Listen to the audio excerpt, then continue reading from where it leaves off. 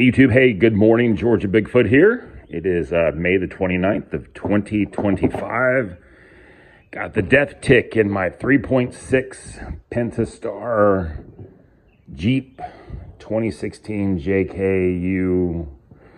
This guy's got 128,000 miles on it. Death tick been probably going on for about, I don't know, maybe 5,000 miles. I know, shame on me for letting it go that long. Got it disassembled and found out that the right side intake cam lobes were damaged, and so we're in the process of replacing the lifters and the rockers and bought all Melling parts, MELLING. Replaced the right side exhaust with an MC1420. I'm sure some of y'all know about those. But needed the MC1420. That's the right side intake. It's this one right here. This is the Mopar one, the one we pulled out. And see this thing on the end? It's called, some people call it a tone ring. Anyway, I'm a decent mechanic. I'm not a great mechanic. Decent. I can pull this apart and do some work on it. So we tried to get the Melling part, tried to get the Mopar part. It's too costly. Everywhere that listed the Melling MC1420 part was out there on back order, and actually called Melling customer service. This is here May of 2025, and Melling customer service said that part was on back order till late June of 2025. And well, we need the Jeep, so ordered this one off Parts Geek.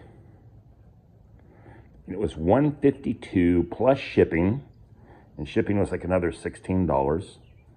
And it said, you could return it, which I've got an RMA for it. I'm going to return it. But it doesn't come with a tone ring. And I don't have the tools or the expertise to mount a tone ring on and get it to be timed correctly. I just don't. So this is the Parts Geek part right here, the replacement. This is the Mopar one. And all the machining work on the replacement, it looks good. It looks good. There it is, compared to the Mopar one, but no tone ring. So now I'm going to ship this back on my own dime. They're not going to give me credit for shipping to me, so that I'm out $16 the shipping to me. I'm going to be out whatever it costs to ship it back to them, and then I'm going to be out a 15% restocking fee, and on a $150 part, I guess, what is that? 15 plus 7, maybe 20 bucks. So it will have cost me 16 plus 20, that's 36, plus whatever it costs to ship them back, to buy this part, the wrong part. Well, the right part, but without the tone ring.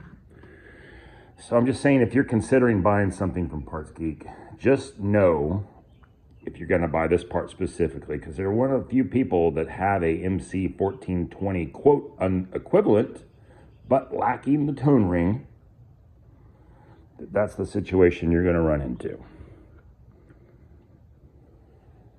And that's just the way it is, So let's see, if I lose about $60 on it, my guess is going to cost about $20 to ship it. If I lose $60 on a part that was, $150, that's not a good trade. And but good work on Parts Geek, sending me the part quickly and sending me a part that looks good. It looks good. It looks like it's high quality. It's just